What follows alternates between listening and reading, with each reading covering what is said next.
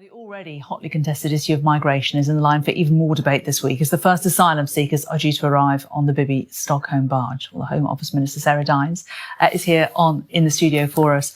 Good to see you today. Thanks very much. So we are expecting the first migrants to arrive there. Will you see their arrival as a success? Certainly. It's part of our really hard pushed agenda to try and get people out of hotels. We need to save money. The British public expect it. We need to get refugees out of hotels, illegal migrants onto barges or other places to save money. £6 million a night it's costing us at the moment. It's too much. It's a lot of money, but only 50 asylum seekers are initially expected, and we don't know how many will be housed there at the end of the day. It could only be as many as 500. It's largely symbolic, isn't it? Because this is a tiny proportion of the number that are being housed in hotels. It's part of a wide range of places where we're going to accommodate people, but what it sends is a forceful message that there will be proper accommodation, but not luxurious. Luxurious hotel accommodation has been part of the pull, I'm afraid. There have been promises made abroad by the organised criminal gangs and organisations which are trying to get people into the country unlawfully. And they say you'll be staying in a very nice hotel in the middle of a town in England. That needs to stop. And the barge is just one of a wide range of other measures. But how do you know that is part of the pull? We were told that the government scheme to deport people to Rwanda, would stop people. That was part of the pull, and the people thinking that they won't be staying in the UK and would be hopping straight on a plane would deter people. But it doesn't seem to have deterred people, does it? The numbers are a little down for this time of year crossing the small boats, but the weather has been atrocious. So, the chances are when the weather improves, they will shoot back up. Well, Rwanda hasn't started yet. We're waiting for the Supreme Court judgment. We're confident that Rwanda is going to happen. However, at the moment, we need to make sure that it's basic but proper accommodation and not luxurious. If you come to the country from a safe country unlawfully, you can't expect to stay in a 4-star hotel. So this is just one of many measures we're bringing in.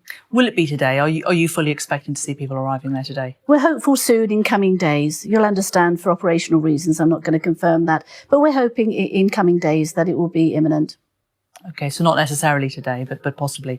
Any truth to reports that this idea that Priti Patel had a few years ago of sending people to Ascension Island could be renewed? I mean, doesn't that slightly suggest that you don't think the Rwanda plan is going to work if you're already looking at another alternative?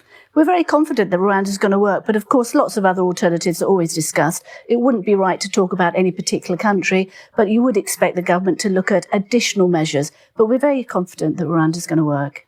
But why Ascension Island then? I mean, it's a tiny island, such a long way away with very few facilities and tiny infrastructure. Well, I'm not going to confirm whether that's a possibility. We're looking at lots of different measures. We have discussions all the time, as any responsible government would with many countries. But your critics will say that you're going round in circles. This was an idea that was mooted by Priti Patel. It now appears to be being floated again. If it was shown to not work the first time round, why talk about it again? Well, times change. We look at all possibilities. This crisis in the Channel is urgent. We need to look at all possibilities, and that's what we're doing. We're determined to make sure there isn't the pull factor for illegal migrants to come to this country, basically to be abused by criminal organised gangs. These are international operations, and it's got to stop. You talk about the pull factor. The government today is also trying to crack down on illegal migrants by increasing fines for landlords who house them and employers who give them jobs. I mean, critics will say that this is just the government shifting the blame. Isn't the real issue stopping the people getting here in the first place rather than finding those further down the food chain? Well, it's a big picture. We need to stop all pull factors.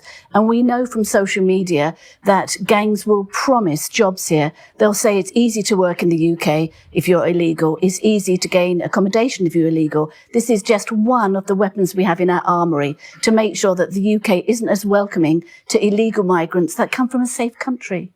It's the pull factor that you're talking about, but there's also the push factor, isn't there, as well? And we spoke to campaigners last week who are concerned about international aid and how international development aid has been reduced to so many of these countries that these people are coming from. And they're arguing that if the British government hadn't reduced the amount that it was actually putting into these countries to make them better places to live, there wouldn't be such a push factor as well. Do you accept that that is part of the problem? Well, I don't really, because the UK is a very generous country, and like many other developed countries, we do put a lot of money upstream, as they call it. But we've massively reduced the amount we've put in. Well, we put in huge amounts of money, which is only right. However, what you mustn't forget is people are not just stopping in the first or the second, the third or the fourth country they go through. They're coming to the UK for a reason. So it's not all about upstream. It's just part of a bigger picture.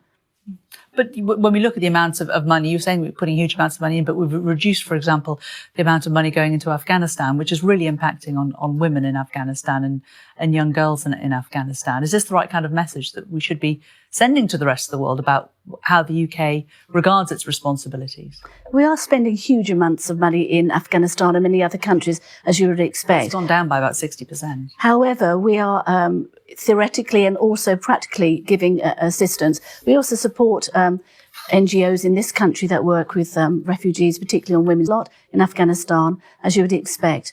But we also do push women's rights across the whole world. We're very good at that. Maria Caulfield, the Health Minister, spoke last week about when Labour get into power. Is it your front bench, do you think, resolved to the fact that Labour will win the next election? Well, that's not what I'm feeling. I think she may have misspoken there, as many people do. I think we've got a reasonable chance of winning the election, and we're working really hard for that. And I think the British public are now just beginning to realise that Keir Starmer is flip-flopping over what he believes. I mean, it's quite shocking, really, that the Labour Party and Keir Starmer have accepted £1.5 million from the main backer of Just Stop Oil. The British public need to see that. And I think they're just beginning to understand that what they get with Keir Starmer is really uncertain, and that Just Stop Oil, these extremists, are actually driving the central policy on this of the Labour Party. That's pretty scary. Do you think that will put people who can't afford to pay their mortgages or can't afford to pay their energy bills off voting, though? Well, things are difficult for everybody, and I think that's accepted around the world. That the war in Ukraine has had ripples across the whole world. So, though, in the UK. Well, I think it affects everybody. In Europe are having very difficult times. We're getting better in the economy. The OECD are now acknowledging that our inflation is on a downwards trajectory, and we're making progress. Things are tough, but we are making progress. Can I just ask you about a story that Sky News has been running today? I don't know if you had a chance to see it, but it's about the RAF and about employment. The RAF was found to have broken discrimination laws. Still, nobody senior has been held to account for that. Do you think somebody should be? Well, I'm sure they're talking about it at the moment. It's very important that we are fair to all parts of our population, and it's not right that one area, one particular sex is discriminated against. So I'm pleased that there was the finding and that we can get more people into the RAF. But don't we need action rather than just talking about it? Well, there's a lot of need for action in all manner of things across the government. I'm working very hard in safeguarding issues to make sure we do take action. And what I've noticed with the present Prime Minister is that there is a little bit of a ripple effect of more action being taken. I'm working incredibly hard with the police in my safeguarding role, and I do notice police forces across the country are improving the way they're investigating crimes, and I'm sure that's happening in other areas such as employment law. You mentioned police and investigations. Will the government apologise for the miscarriage of justice against Andrew Malkinson? He says he would like an apology from the government. Well, I'm very, very pleased that the thing which is just has happened and that he won't have to pay for board and lodging when he was wrongly convicted. It's dreadful that he was wrongly convicted, and I don't think he should have to pay for his board and lodging. And I think Alex Chalk, the Lord Chancellor, was absolutely right about that. But should the government apologise? Well, I'm happy to say sorry for people who've been wrongly convicted, and it's the right thing to do to make sure they don't have to pay board and lodging. Sarah Dines, Minister for Safeguarding, thank you very much for joining me. Thank you.